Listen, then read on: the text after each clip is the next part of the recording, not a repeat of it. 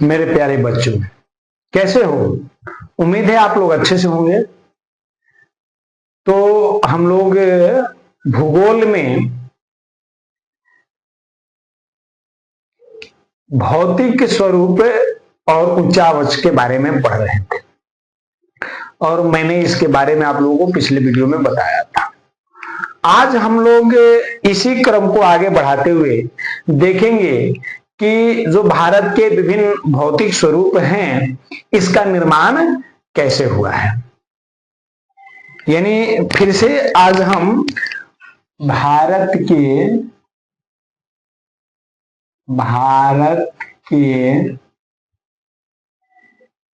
वर्तमान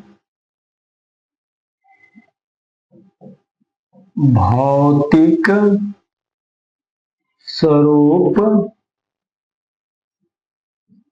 के बारे में पढ़ेंगे और भारत के वर्तमान भौतिक स्वरूप को पढ़ने के साथ साथ हम लोग भारत का एक मानचित्र आज ले लेते हैं।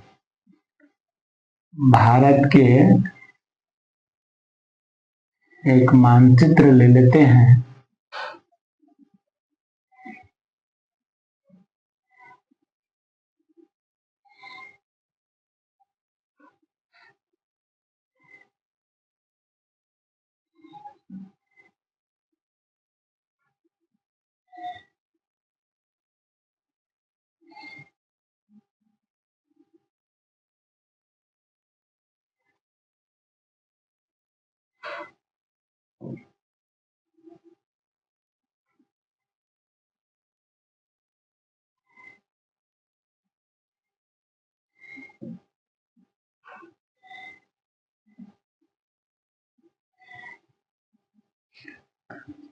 चूंकि मैंने एक छोटा सा प्रयास किया है तो ये हो गया भारत।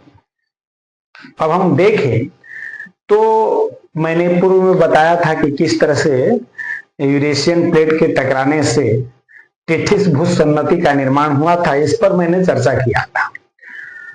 तो जो परिवलन से क्या हुआ कि हिमालय पर्वत ऊपर उठा। जब आपस में बलन हुआ, बलन का प्रक्रिया की अगर उदाहरण कहें तो जैसे देखिए, अब ये दो तरह की प्लेटें आपस में टकराए और दो तरह की प्लेटें आपस में टकराएगी तो इस तरह से टकराने के बाद बीच का हिस्सा ऊपर उठता चला जाएगा। तो इसी तरह से हिमालय पर्वत जो है ना उठा हुआ है, तो इसीलिए इसको बलित पर्वत या मुर्दार पर्वत भी कहा जाता है। तो हिमालय पर्वत के ऊपर उठने से क्या हुआ, उसके दक्षिण हिस्से में टेथिस के जो शेष भाग बचते थे, उस टेथिस के शेष भाग के नीचे मुड़ जाने से और उसके नीचे मुड़ने के बाद उनमें अवसादों के निक्षेपण के कारण क्या होता है कि एक बहुत बड़े नदी द्रोणी का निर्माण हो जाता है। उसमें जो नीचे अब नीचे मुड़ जाएगा ना, तो एक तरह से निचली भूमि का निर्माण होगा और उसमें अवसादों के जमा होने से इधर उधर करके कई नदी द्रोणियों का निर्माण हो गया। अब उसके बाद देखा जाए तो इसके बाद उत्तर पूर्वी जो पर्वतीय क्षेत्र है, उत्तर पर्वत एवं दक्षिण के पठार, उत्तर के पर्वत और दक्षिण के पठारों से जितनी भी नदियां बहती हैं, ये सारी नदियां अवसाद के द्रोण में निक्षेप होने के कारण एक बड़े समतल भूभाग का निर्माण करती है। अब देखो, कहने का मतलब यहां हिमालय पर्वत का विकास होता है। हिमालय पर्वत का विकास इस क्षेत्र में होता है। देखिए,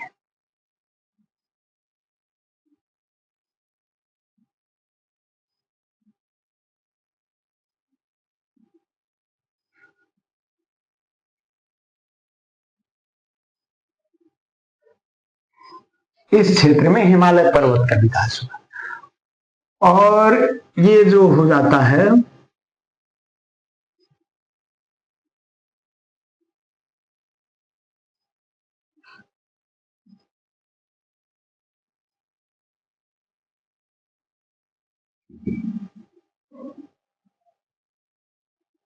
ये हो जाता है दक्षिण के पठार, ठीक ना, ये दक्षिण के पठार।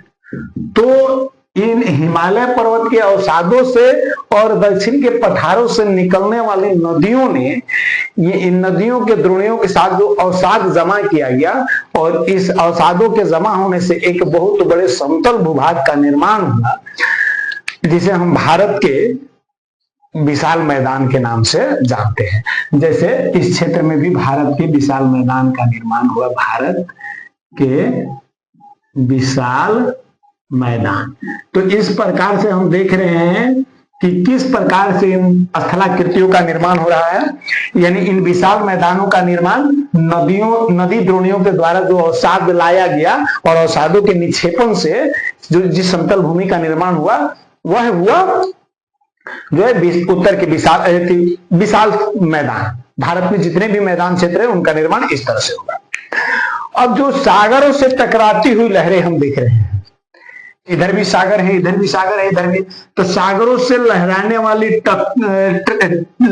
सागरों से टकराने वाली जो लहरें और इन पठारों से बहने वाली नदियां, इन पठारों से बहने वाली नदियों और लहरों से जो अवसाद का निक्षेप हुआ, इन लोगों ने जिन अवसादों को निक्षेपित किया, छोड़ा, उन अवसाद से इन समुद्र तटीय मैदानों का निर्माण हुआ। अगर हम चाहें तो लिख सकते हैं समुद्र तटीय मैदान, ठीक ना, मैं लिख देता हूं, यहां लिख देता हूं समुद्र तटीय मैदान।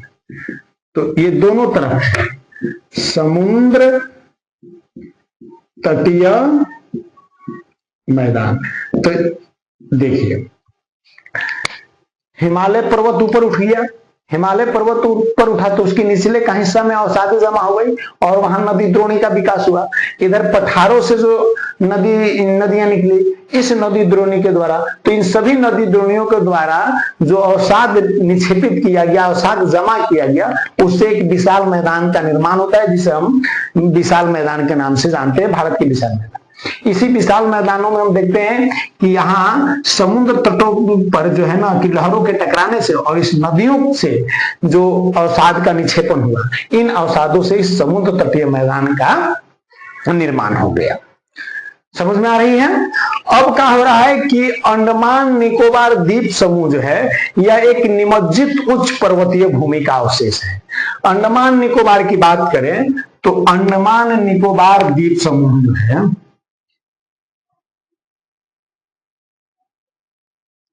ये इस क्षेत्र में क्या है, अंडमान निकोबार द्वीप समूह। अब आप सोच रहे हैं कि अंडमान निकोबार द्वीप समूह को जो मैं बता रहा हूं कि निमज्जित उच्च पर्वतीय भूमि है, ये क्या है, तो थोड़ा सा ध्यान दीजिएगा।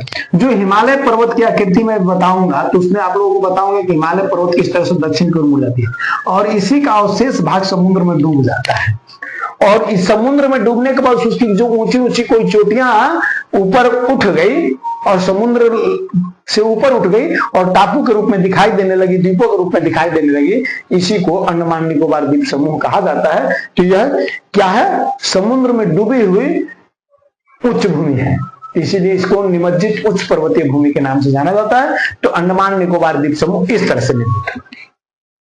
अब बच जाता है इस तरफ लक्षद्वीप समूह, इस तरफ जो है कि लक्षद्वीप समूह बच जाता है। तो लक्षद्वीप समूह, लक्षद्वीप समूह, तो लक्षद्वीप समूह जो है वह परवाल भित्ति जो होता है ना, उस परवालों के निक्षेप से बना हुआ है। परवाल भित्ति समुद्रों में जो होते हैं, शैवालवादी जो सूक्ष्मजीव होते हैं, इन परवालों के निक्षेप से लक्षद्वीप समूह का निर्माण हुआ है। इस प्रकार से भारत में इस तरह के जो है ना कि स्थलाकृतियों का निर्माण हुआ है। उम्मीद है कि आप लोगों को समझ में आ रहा होगा। अगर हम भारत के देखें कि संपूर्ण क्षेत्रफल का कौन सा हिस्सा कितना है, तो संपूर्ण क्षेत्रफल के बाद इस हिस्से की बात करते हैं तो पर्वतीय भाग, पर्वतीय भाग जो है यह टोटल क्षेत्रफल का 11% है। जो पर्वतीय क्षेत्र है, केवल हिमालय पर्वत की बात नहीं, अन्य पर्वतीय क्षेत्रों सबको मिलाकर के टोटल पर्वतीय क्षेत्र जो है इसकी ऊंचाई कितनी है? 11% है। अगर पठारी भाग की हम बात करें तो पठारी भाग जो है भारत के पठारी भाग जो है भारत के टोटल क्षेत्रफल का 28% है। 28% जो है पठारी भाग है। अब पहाड़ी कह दें, पहाड़ियां क्या है, पहाड़ी भाग कितना है? तो यह 18%। और उसके बाद बच गया मैदानी भाग। मैदानी भाग तो शेष कितना बच जाएगा? जोड़ करके हम देख सकते हैं 8 और 2 16 1 17 2 और 2 4 1 5 57 हो गया, तो 43%। 43% भाग मैदानी क्षेत्र है। तो इस प्रकार से भारत में जो इन स्थलाकृतियों का निर्माण हुआ है, इनमें इनका हिस्सा पर्वतीय भाग का 11%, पठारी भाग का 28%, पहाड़ी भाग 18% और मैदानी भाग टोटल 43%। समझ में आ रहा होगा। अब अगर देखिए कहें तो जो ये पठारी भाग है, ये जो दक्षिण के पठार हैं, तो पठारी भाग की औसतन ऊंचाई 300 से 900 मीटर है। पठारी भाग की औसत ऊंचाई 300 से 900 मीटर है। अगर इसके विपरीत देखा जाए मैदानी भाग की, तो मैदानी भाग की ऊंचाई 160 मीटर से भी कम है। 160 मीटर से भी कम है इसकी औसत ऊंचाई। पहाड़ी भाग की औसत ऊंचाई पठारों जैसा ही है, लगभग 300 से 900 मीटर।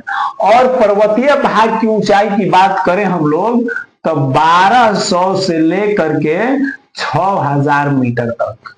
कहीं कहीं तो पर्वतीय भागों की बात करें तो कहीं कहीं इनकी ऊंची चोटियां 8000 मीटर से भी अधिक ऊंची है। पर्वतीय भाग के कुछ ऐसे भी शिखर हैं जिनकी ऊंचाई 8000 मीटर से भी अधिक है। इसकी अधिकतर चोटियां वर्ष भर बर्फ से ढकी रहती है। जिनकी ऊंचाई इतनी अधिक है वह सालों भर जो है बर्फ से ढकी रहती है। अब यहां दबाव एवं परिवलन के कारण जो है अधिक क्षेप भ्रंश का निर्माण हो गया है। ठीक ना? क्या हुआ है कि दबाव के कारण और परिवलन क्षेत्र के कारण भ्रंश मिलते हैं। भ्रंश का मतलब क्या होता है? भ्रंश का मतलब जैसे भूमि का टूट फूट करके जो घाटी का निर्माण होता है ना, उसको भ्रंश कहा जाता है। और इन भ्रंशों में जो है ना कि जल के जमा हो जाने से झीलों का निर्माण हुआ है। ठीक ना? और झीलों के निक्षेपित होने से बृहद हिमालय में कई सुंदर सुंदर घाटियों का निर्माण हो गया। इन झीलों के निर्माण होने के बाद झीलों से जो निक्षेप हुए हैं, यानी झीलों से जो अवसाद बह करके चारों तरफ तटों का निर्माण किए हैं, उससे हिमालय में बहुत ही सुंदर सुंदर घाटियों का निर्माण हुआ है। इन झीलों की बात करें तो इसमें कश्मीर की डल झील, बुलर झील इसका अवशेष है, जिसका उदाहरण आप देख सकते हैं। इनसे कई नदियां भी प्रवाहित होती हैं। ठीक ना? उत्तर की जो उच्च भूमि है, मैं उत्तर की उच्च भूमि खास करके हिमाचल प्रदेश वाले क्षेत्र की बात करता हूं, तो हिमाचल प्रदेश के उच्च भूमि में आइएगा तो 1000 मीटर से भी अधिक गहराई वाले गार्ज का निर्माण हुआ है। 1000 मीटर से भी अधिक गहरी गार्ज का निर्माण हुआ है। गार्ज क्या होता है? तो एक भी आकार की घाटी होती है, इसी को गार्ज कहते हैं। भी आकार की घाटी को गार्ज। और इसका निर्माण इस क्षेत्र में हिमाचल प्रदेश वाले क्षेत्र में हुआ है, जो 1000 मीटर से अधिक गहरी है। अब देखिए कैसे निर्माण हुआ है। जब पहाड़ों को नदियां काट करके पार होती है तो उस तरह भी आकार की घाटी का निर्माण होता है, जिसे गार्ज कहते हैं। तो इस क्षेत्र में गार्ज का निर्माण हुआ है, जिनकी गहराई 1000 मीटर से भी अधिक पाई जाती है। तो ये भारत के भौतिक स्वरूप है। इसके बाद देखा जाए तो इस क्षेत्र से कई नदियां बहती है, क्योंकि मैंने पहले ही बताया कि नदियों के काटने से ही भी आकार की घाटी का निर्माण होता है, जिसे हम लोग गार्ज कहते हैं। इसी भूभाग के दक्षिण में और चले आएंगे, इस भूभाग के दक्षिण में आएंगे तो इसको शिवालिक की पहाड़ियां कहा जाता है। तो शिवालिक पहाड़ी में कई महत्वपूर्ण घाटियों का विकास हुआ है। बात समझ में आ गई? तो ये चीजें अब तक तो समझ में आ गई होगी आप लोगों को। अब हम अगर इस पर विस्तार से चर्चा करें, एक एक हिस्से को लेकर के चर्चा करें, तो ध्यान देंगे। सबसे पहले हम हिमालय पर्वत से शुरू करते हैं। तो हिमालय पर्वत को माना जाता है कि यह पमीर घाट से निकलती है। देखिए,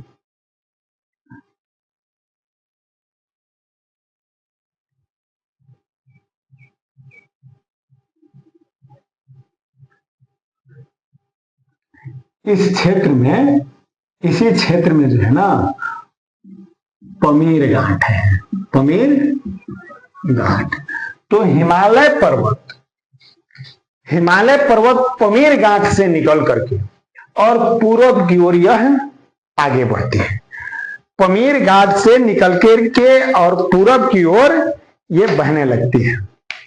अगर पमीर ग्रंथि का बात करें तो हमने अभी बनाया था, ये पमीर ग्रंथि हो। तो यहीं से ये हिमालय पर्वत, ये पूरा एरिया इसका हिमालय पर्वत का हो गया। यहां से निकल करके यह पूरब की ओर आगे बढ़ती है और यह दक्षिण की ओर चाप बनाते हुए उत्तर की ओर, पूर्व की ओर चली जाती है। देखिए कैसे चाप बनाते हुए ये दक्षिण क्या है, पूरब की ओर जा रही है। पहले दक्षिण की ओर आई, फिर उत्तर पूर्व की ओर ऊपर उठ के एक धनुषाकार आकार हो गया ना, धनुष के आकार का, तो इसी को चाप बोला जाता है। तो यह चाप बनाती हुई उत्तर पूर्व की ओर आगे चली जाती है। फिर यह यहाँ पर ब्रह्मपुत्र नदी को पार करने के उपरांत फिर दक्षिण में मुड़ जाती है। मैं यहाँ दिखाया हूं आप लोगों को, ये इस तरह से मुड़ करके दक्षिण की ओर मुड़ जाती है। ये हिमालय पर्वत कहां से निकल रहा है? पमीर ग्रंथि से, पमीर घाट से निकल करके दक्षिण की ओर चाप बनाते हुए उत्तर पूर्व की ओर बढ़ जाती है। और जब ये अरुणाचल प्रदेश में आती है तो ब्रह्मपुत्र नदी को पार करने के बाद यह दक्षिण की ओर मुड़ जाती है। ये हिमालय पर्वत अब दक्षिण की ओर मुड़ गई और दक्षिण की ओर मुड़ करके ये आगे चली जाती है। अब जब ये दक्षिण की ओर मुड़ करके आगे बढ़ती है तो यहां इसको अरुणाचल प्रदेश में, यहां अरुणाचल प्रदेश है, तो अरुणाचल प्रदेश में इसको पटकोई के नाम से जाना जाता है। अरुणाचल प्रदेश में इसको पटकोई के नाम से जाना जाता है। तो देखिए यहां जगह नहीं होने के कारण ठीक है यही लिखता हूं,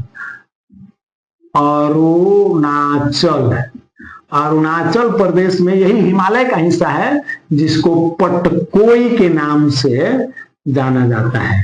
अरुणाचल प्रदेश में इसको पटकोई के नाम से जाना जाता है। उसके बाद नागालैंड में आती है, तो नागालैंड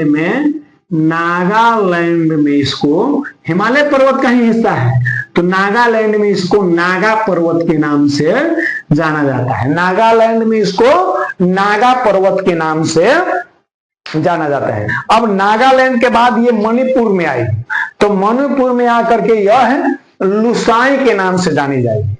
मणिपुर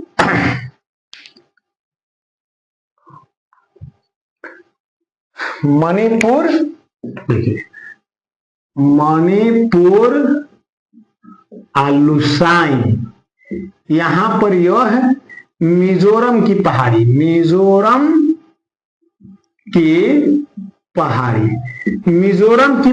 के नाम से। अब देखिए नागालैंड से जब आगे बढ़ेगी मणिपुर में, तो मणिपुर में आकर यह मणिपुर लोसाई आदि क्षेत्रों में यह मिजोरम की पहाड़ी के नाम से जानी जाएगी। और कुल मिलाकर के इसको इन क्षेत्रों में यहां तक जो आई है, इस पहाड़ को कुल मिलाकर के पूर्वांचल की पहाड़ियां टोटल मिला करके हिमालय पर्वत को ही पूर्वांचल की पहाड़ियों के नाम से भी जाना जाता है। इसको अगर देखा जाए तो कुल मिला करके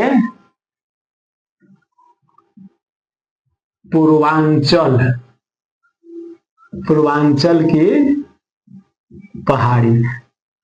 अगर देखने में दिक्कत होगा बाबू तो जब मैं बता रहा हूं उसी समय आप लोग अपने वीडियो को रोक करके और ये सब अपने कॉपी पर मेंशन कर लीजिएगा और इसी तरह से डायग्राम बना लीजिएगा तो पढ़ने में और ज्यादा अच्छा रहेगा और याद करने में आपको सहूलियत होगी, समझने में सहूलियत होगी। तो कुल मिलाकर के मैंने देखो हिमालय पर्वत का ही हिस्सा है लेकिन अलग अलग जगहों पर इसे अलग अलग नामों से जाना गया और कुल मिलाकर के इस क्षेत्र में इसे पूर्वांचल की पहाड़ी के नाम से जाना गया। तो समझ में आ रही है। अब पूर्वांचल की पहाड़ी के बाद ये क्या होता है कि बंगाल की खाड़ी में डूब जाती है और बंगाल के खाड़ी में डूबने के बाद फिर इसकी कुछ चोटियां बंगाल की खाड़ी में और हिंद महासागर में दिखने लगती है। तो जब बंगाल की खाड़ी और हिंद महासागर में जो इनकी डूबी हुई चोटियां ऊपर निमज्जित रूप से ऊपर उठ करके दिखाई देती है तो यहां इसको अंडमान निकोबार द्वीप समूह के नाम से जाना जाता है। समझ में आ रही होगी ये चीजें। तो आगे अब जानते हैं। अब अगर हम लोग हिमालय पर्वत की बात करें तो हिमालय पर्वत में कई छोटी बड़ी हिमानियां निकलती है। हिमालय पर्वत से कई छोटी बड़ी हिमानियां निकलती है। तो यहां हम आ जाते हैं हिमालय पर्वत से निकलने वाली हिमानियां। अगर हिमालय पर्वत से निकलने वाली हिमानियों की बात करें, चर्चा करें तो यहां हम देख सकते हैं कि कौन कौन सी हिमानियां निकल रही हैं। ठीक ना। तो इनमें क्या है, गंगोत्री, यमुनोत्री, बालतोर, सियाचिन, बियाको, बालतोर, सियाचिन,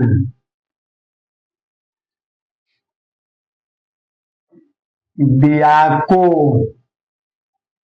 और बतूरा आदि हिमानियां इन क्षेत्रों में हिमालय पर्वत से निकलती। अब आप सोचेंगे हिमानी क्या है।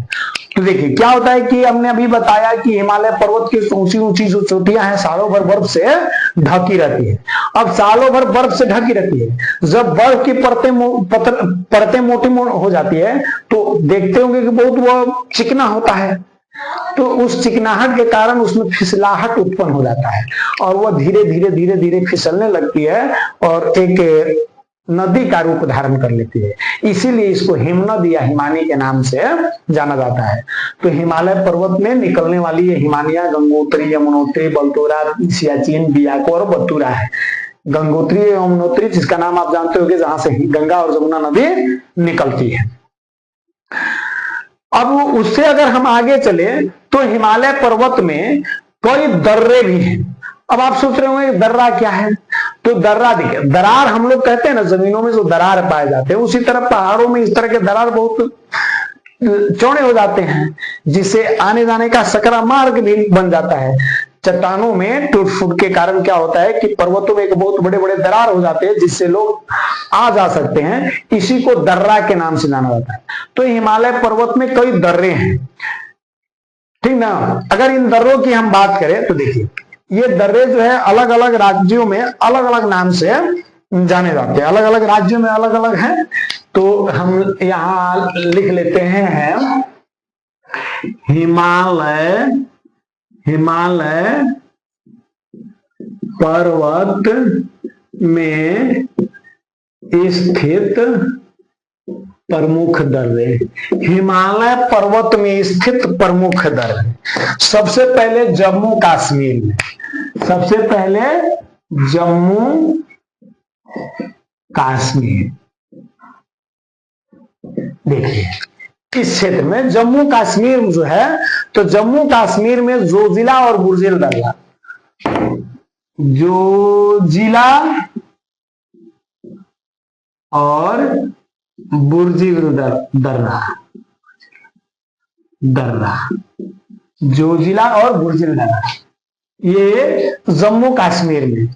जम्मू कश्मीर से जब आगे बढ़ते हैं हम लोग तो हिमाचल प्रदेश में आ जाते हैं, ठीक ना। हिमाचल प्रदेश में देखा जाए तो हिमाचल प्रदेश, अब देखिए इस तरह से हम बढ़ते जा रहे हैं। यहां से जम्मू कश्मीर से हिमाचल प्रदेश में जब आते हैं तो हिमाचल प्रदेश में बड़ा लाचला और सिक्किल दर्रा, बड़ा लाचला और सिपकिल दर्रा, ये दो दर्रे हिमाचल प्रदेश में। हिमाचल प्रदेश से और आगे बढ़ते हैं तो उत्तराखंड आ जाता है। तो उत्तराखंड में आपको जो है ना कि थागला दर्रा मिलेगा। उत्तराखंड या उत्तरांचल कहते हैं, उत्तराखंड या उत्तरांचल में थागला दर्रा है। कौन सा दर्रा है? थागला दर्रा है, थागला दर्रा। अब उत्तरांचल से और आगे बढ़ते हैं तो उत्तरांचल के बाद जब आगे बढ़ेंगे तो आपको मिलेगा सिक्किम। तो सिक्किम में नाथुला और जालेपला, सिक्किम राज्य मिलता है, सिक्किम, और सिक्किम राज्य में नाथुला और जालेपला दर्रा, नाथुला और जालेपला दर्रा, जालेपला दर्रा। ऐसे हम टोटल दर्रों की बात अभी नहीं कर रहे, कुछ प्रमुख दर्रों की बात कर रहे हैं। जब उसके लिए हम अलग से वीडियो बना देंगे जब आप लोगों को जानना होगा। तो इस तरह से जो है ना कि हिमालय पर्वत का निर्माण हुआ है और इसमें ये सारे जो है ना कि दर्रे पाए जाते हैं। अब उत्तर पर्वतीय भाग के दक्षिण में आते हैं तो ये उत्तर के पर्वतीय भाग हो गया। अब उस उत्तर के पर्वतीय भाग के दक्षिण में आते हैं तो आप देख रहे हैं कि भारत के विशाल मैदानों की मैंने बात की थी, भारत के विशाल मैदान की। तो ये गंगा, सिंधु एवं ब्रह्मपुत्र और उसकी सहायक नदियों के द्वारा जो तलछटों के निक्षेप से वो अपने साथ जो अवसाद बहा करके लाती थी और उन अवसादों को यहाँ छोड़ देती थी, धीरे धीरे धीरे धीरे ये जमा होते गए और जमा होकर के इस विशाल मैदान का निर्माण किया है। तो इसीलिए इस मैदान को, भारत के इस विशाल मैदान को सिंधु, गंगा, ब्रह्मपुत्र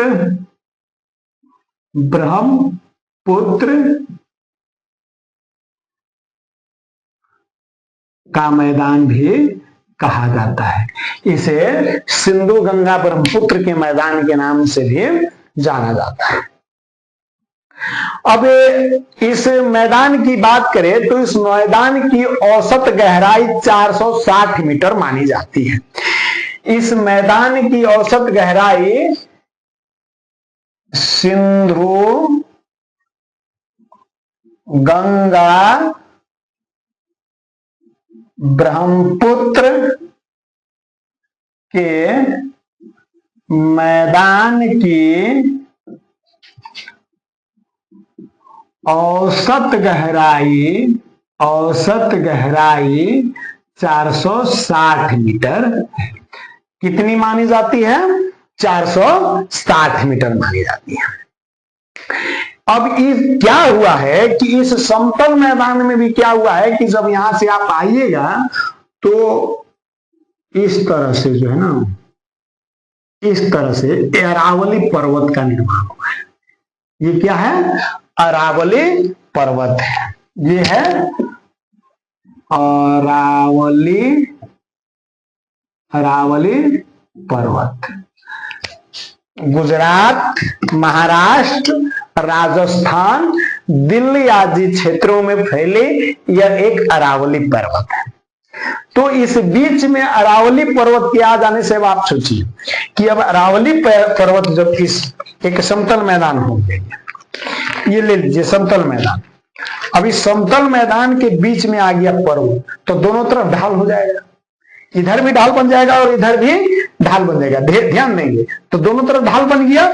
तो दोनों तरफ ढाल बन जाने से जो है ना क्या होता है कि इस अरावली पर्वत के पूर्व वाले क्षेत्र का ढलान पूर्वी क्षेत्र में और पश्चिम वाले क्षेत्र का ढलान पश्चिमी क्षेत्र में जाता है, यानी ढलान इस तरह से हो जाता है।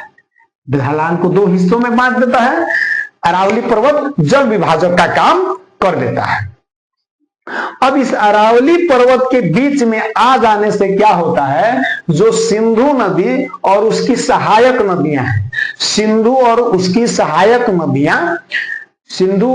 सहायक नदियां जैसे झेलम, चिनाब, रावी, ब्यास और सतलज, यह इस क्षेत्र में एक नदी द्रोणी का निर्माण कर देते हैं। और उसके इस क्षेत्र में गंगा ब्रह्मपुत्र के साथ इनकी सहायक नदियां जैसे गंगा, जमुना, गंडक, घाघरा, गोमती, सरयू, कोसी, महानंदा और सोन, इन सब के मिलाकर के इस क्षेत्र के विशाल मैदान का निर्माण हुआ है। बात समझ में आ रही है? इस कहने का मतलब ये टोटल जो विशाल मैदान का निर्माण हुआ, इसे उत्तर के विशाल मैदान के नाम से जाना गया। और इस उत्तर के विशाल मैदान को तीन प्रमुख नदी द्रोणियों के नाम पर, सिंधु, गंगा और ब्रह्मपुत्र के नाम पर, इस विशाल मैदान को सिंधु, गंगा, ब्रह्मपुत्र का मैदान कहा गया। परंतु इसे अरावली पर्वत दो हिस्सों में बांट दे रहा है और दो हिस्सों में बांटने के कारण सिंधु और उसकी सहायक नदियों वाला हिस्सा इस अरावली पर्वत के पूर्व में चला जाता है। तो इस क्षेत्र में जिस मैदान का निर्माण हो रहा है वह सिंधु के सहायक नदियों के साथ हो रहा है। अब सिंधु की सहायक नदियों के बात करें तो झेलम, चिनाब, रावी, सतलज और ब्यास, इन सभी नदियों को मिलाकर के इस मैदान का निर्माण किया जाता है। इस क्षेत्र में आते हैं तो इस क्षेत्र में गंगा, यमुना, गोमती, सरयू, गंगा, जमुना, सरयू, गोमती, गंडक,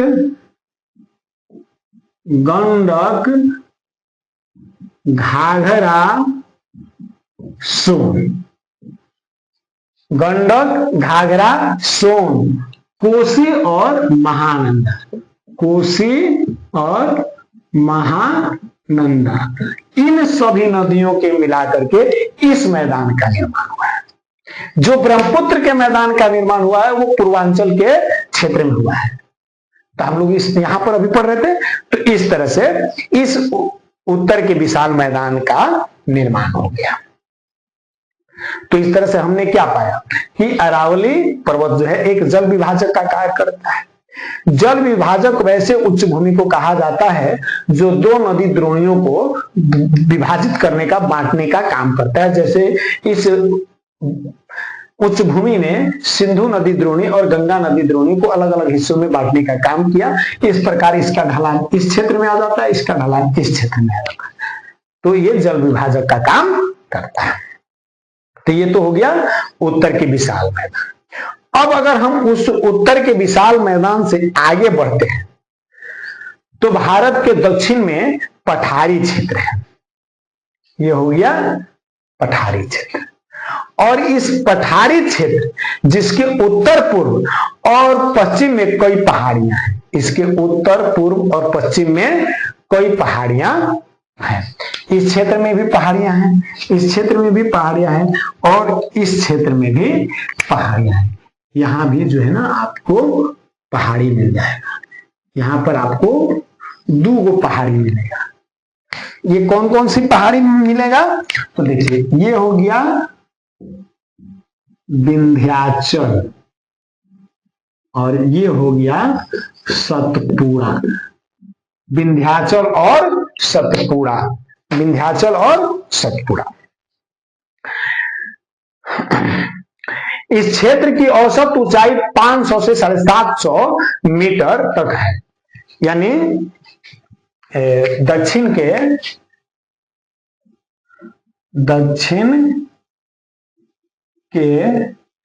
पठारी क्षेत्र की ऊंचाई 500 से 700 मीटर है।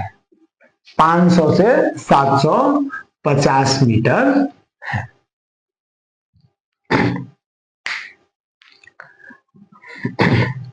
अब देखिए, अब इसके बाद नर्मदा नदी आती है और नर्मदा नदी जो है इस पूरे पठारी क्षेत्र को 2 भागों में बांटने का काम करती है।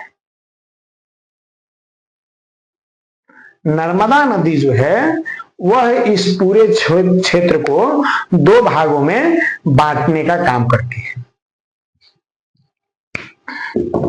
इस तरह से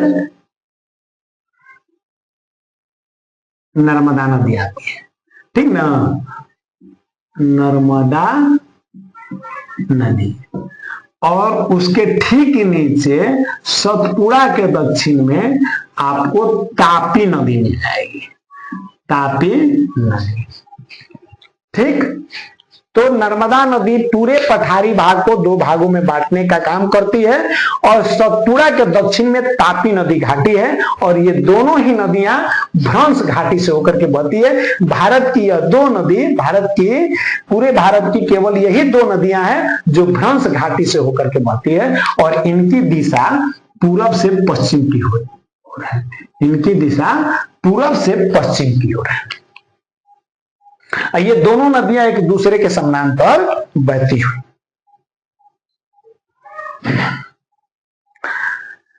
अब इन दोनों नदियों के बीच में क्या है, एक संकीर्ण कछारी भाग का निर्माण हो जाता है। एक संकीर्ण जो है माने पतला कछारी भाग यानी दोआब का निर्माण हो जाता है। इस पठारी क्षेत्र के उत्तरी सीमा पर विंध्याचल पर्वत, मैंने पहले ही बताया, उत्तरी सीमा पर जब लास्ट में आते हैं तो क्या है, विंध्याचल पर्वत पाया जाता है।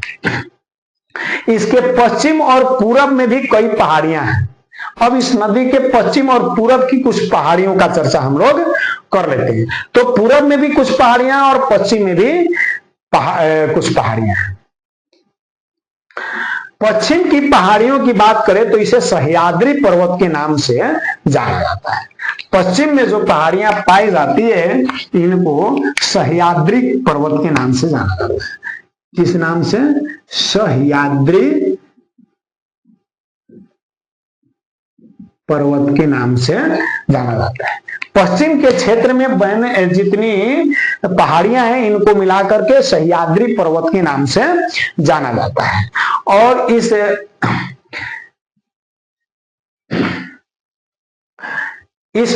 जो हम लोग पश्चिम के सह्याद्री पर्वत की बात कर रहे हैं तो इस सह्याद्री पर्वत में भी 3 दर्रे पाए जाते हैं। इस सह्याद्री पर्वत में भी 3 दर्रे पाए जाते हैं। 3 दर्रे पाए जाते हैं।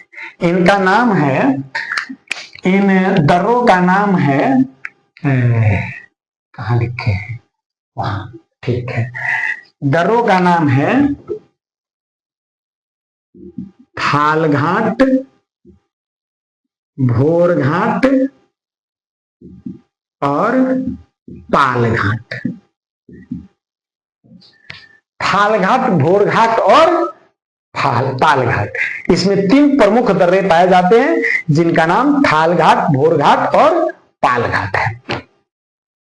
पूर्वी घाट, अब पूर्वी क्षेत्र की बात करें, ये तो पश्चिम के पहाड़ी क्षेत्र हो गया और पश्चिम के पहाड़ी क्षेत्र में 3 दर्रे मिले जिसको थालघाट, भोरघाट और पालघाट के नाम से जाना गया। अगर पूर्वी क्षेत्र की बात करें तो पूर्वी क्षेत्र में जो पहाड़ियां हैं अधिक कटी छटी है। अब इनके कटी छटी होने का कारण क्या है कि इस क्षेत्र में सारी दक्षिण भारत की नदियां आकर के बहती है और इन नदियों के द्वारा ही इस क्षेत्र को काट करके अलग किया गया है। तो इसलिए जिस तरह से पूर्वी क्षेत्र की पहाड़ियां कटी छटी कम पाई जाती है, उसी तरह उसके विपरीत पश्चिम क्षेत्र की पहाड़ियां जो कटी छटी नहीं है, उसके विपरीत पूर्वी क्षेत्र की पहाड़ियां अधिक कटी छटी पाई जाती हैं। यहाँ की पहाड़ियों को काटती है महानदी, गोदावरी, कृष्णा और कावेरी। इन पहाड़ियों को काट करके ये नदियां और आकर के जो है ना कि बंगाल के खाड़ी में गिरती है। लेकिन इन नदियों के द्वारा बहुत ही उपजाऊ मिट्टी का निर्माण किया जाता है, क्योंकि हम जानते हैं कि जहां भी नदियों के निक्षेप।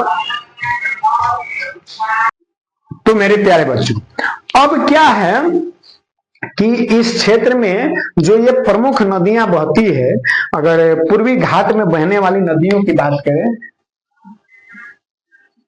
पूर्वी घाटी के पहाड़ियों को काटकर महानदी, गोदावरी, कृष्णा और कावेरी नदी बहती है। तो इन नदियों के द्वारा उनके निक्षेप से बहुत ही उपजाऊ मैदान का निर्माण हुआ है। पूर्वी क्षेत्र का जो मैदान है उसका निर्माण हुआ है। अगर पूर्वी घाट की प्रमुख पहाड़ियों की बात करें तो ऊपर से नीचे की ओर आते हैं। सबसे पहले उड़ीसा में इसे महेंद्र घाटी पर्वत के नाम से, महेंद्रगिरी पर्वत के नाम से जाना जाता है। उड़ीसा में देखिए, उड़ीसा, इसके बाद आंध्र प्रदेश और तमिलनाडु, ये 3 राज्य हैं। इन 3 राज्यों में पूर्वी घाट के पहाड़ियों को अलग अलग नामों से जाना जाता है। जहां उड़ीसा में इसे महेंद्रगिरी पर्वत के नाम से जाना जाता है,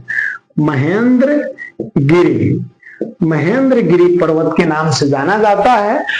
वहीं पर आंध्र प्रदेश में जब आते हैं तो आंध्र प्रदेश में इसको नल्लामलई, पालकोंडा और बेलुकोंडा के नाम से जाना जाता है। आंध्र प्रदेश में नल्लामलई, पेलीकुंडा, नल्लामलई और नल्लामलई के बाद पालकोंडा, नल्लामलई के बाद पालकोंडा और बेलीकुंडा, पालकोंडा और पालकोंडा तथा बेलीकुंडा। तो आंध्र प्रदेश में पूर्वी घाट के पर्वतों को नल्लामलई, पालकोंडा और बेलीकुंडा के नाम से जाना जाता है। अब उससे नीचे अगर हम तमिलनाडु में आते हैं तो तमिलनाडु में इन पहाड़ियों को अन्नामलई, पच्चामलई, शिवराय, पल्ली, बेलगिरी के नाम से जाना जाता है। इसको तमिलनाडु में अन्नामलई,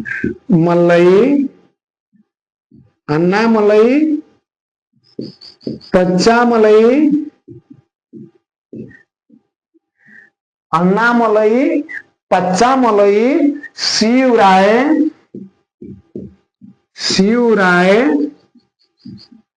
पलनी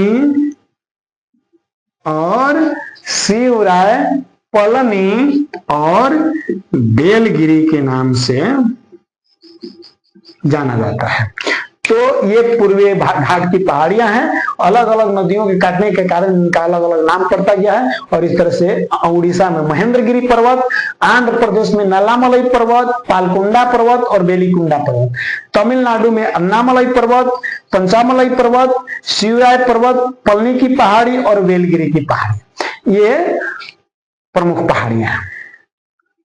अब दक्षिण के पठारी भागों को देखा जाए तो दक्षिण के पठार के पूर्वी और पश्चिमी किनारे पर हम देख रहे हैं कि तटीय मैदान का निर्माण मैंने किया है। पश्चिम में यह थोड़ा संकीर्ण है, पश्चिम में जो है यह संकीर्ण एवं कटा छटा है, जबकि पूरब में यह ज्यादा चौड़ा है। देखिए पश्चिम की अपेक्षा में पूरब में ज्यादा चौड़ा बताया। तो ये पूर्वी घाट मैदान हो गया, ये हो गया पूर्वी घाट मैदान, और ये हो गया आपका, देखिए पूर्वी लिख दिया मैं, ये हो गया पश्चिम घाट मैदान, ये हो गया पूर्वी घाट मैदान, ठीक ना, पूर्वी घाट के मैदान। तो पश्चिम में यह मैदान थोड़ा संकीर्ण है, जबकि पूरब में यह थोड़ा अधिक चौड़ा है, और पूरब में समतल है जबकि पश्चिम में ज्यादा कटा छटा है। ये जो मैदानी भाग का निर्माण हुआ है, ऐसे इस पर हम एक एक पार्ट को लेकर के फिर से मैं एक वीडियो बना दूंगा। अभी हम लोग इसके भौतिक स्वरूप को, पहले भारत की पूरी भौतिक स्वरूप को आज समझ लेते हैं। अब इसके बाद कच्छ के रण के मैदान का निर्माण हुआ है। यहां पर आ जाता है आपका कच्छ के रण, कच्छ के रण। तो कच्छ के रण के जो मैदान है, कच्छ के रण का मैदान, कच्छ के रण का जो मैदान का निर्माण हुआ है, इसका निर्माण भी समुद्री निक्षेप के उद्गमन से हुआ है। अरे उद्गमन माने जम जाना, समुद्र के द्वारा जो निक्षेपित किया गया और साधों को जो बाहर निकाला गया, उसका धीरे धीरे धीरे धीरे जमने से इस मैदान का निर्माण हुआ है। तो कच्छ के रण के मैदान का निर्माण इस तरह से हुआ है। उत्तर के विशाल मैदान के उत्तर पश्चिम क्षेत्र में आ जाए, उत्तर के ये विशाल मैदान और उत्तर के इस विशाल मैदान के इस उत्तर पश्चिम क्षेत्र में आ जाते हैं, इस उत्तर पश्चिम क्षेत्र में। तो उत्तर पश्चिम क्षेत्र में, इस क्षेत्र में ये टोटल एरिया जो हो गया, इस क्षेत्र में ये सिंधु की जो है, सिंधु के मैदान इस क्षेत्र में, तो ये वाला जो एरिया हो जाता है ये अर्ध शुष्क क्षेत्र है, ठीक ना। एक शुष्क प्रदेश है जो राजस्थान के मरुभूमि के नाम से जाना जाता है, इसे राजस्थान के मरुभूमि के नाम से जाना जाता है। राजस्थान के मरुभूमि जो थार मरुस्थल का एक हिस्सा है, ये थार मरुस्थल का एक भाग है। यहां आपको रेत के अनेक टीले मिलेंगे, रेत के अनेक टीले मिलेंगे जो वायु की दिशा के साथ लंबवत होंगे। जैसे हवाएं इस दिशा से बहना शुरू करें, अगर हवा की दिशा इस तरह से है तो ये जो होगा इस तरह से होगा, ये इस तरह से टीले बनते हैं। अब आप सोच रहे होंगे, देखिए हम लोग गांव देहात में रहने वाले लोग हैं, इस चीज को आसानी से समझ सकते हैं। जब गेहूं की फसल कट जाती है और जब गेहूं की फसल कट करके खलिहान में आता है, तो उसे जब हम लोग थ्रेसर से थ्रेसिंग करवाते हैं, तो थ्रेसर से निकलने वाला भूसा देखिएगा किस तरह से जमता है।